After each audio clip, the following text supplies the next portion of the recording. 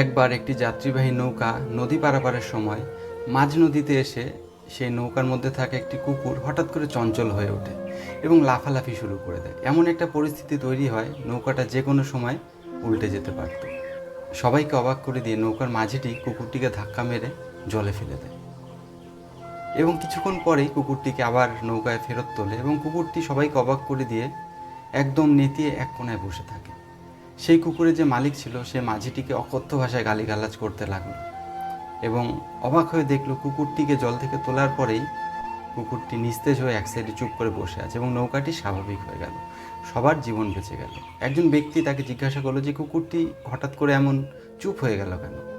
তখন মাঝিটি মুচকি হাসলো এবং তাকে বলল যে আমি কুকুরটিকে এই কারণেই জলে ফেলে দিয়েছিলাম। কুকুরটির কোনো আইডিয়া ছিল না জলের ভয়াবহতা সম্পর্কে।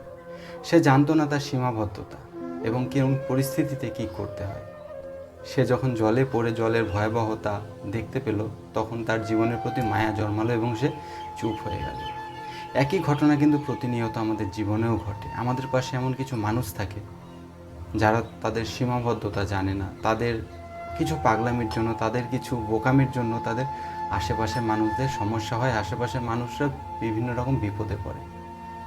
তাই কথায় আছে যে খারাপ মানুষের সাথে কথা বলতে নেই, পাগলের মুখ লাগতে নেই, কিন্তু কিছু কিছু সময় সমাজের স্বার্থে নিজের স্বার্থে লাগতে হয়। সেই মানুষটিকে তার সীমাবদ্ধতা বোঝানোর জন্য, ভয়াবহতা বোঝানোর জন্য, পরিস্থিতির গুরুত্ব বোঝানোর জন্য। তাই তোমার আশেপাশে যদি কেউ এমন পরিস্থিতিতে কিছু বোকামি করে অবশ্যই তাকে শুধরে দাও।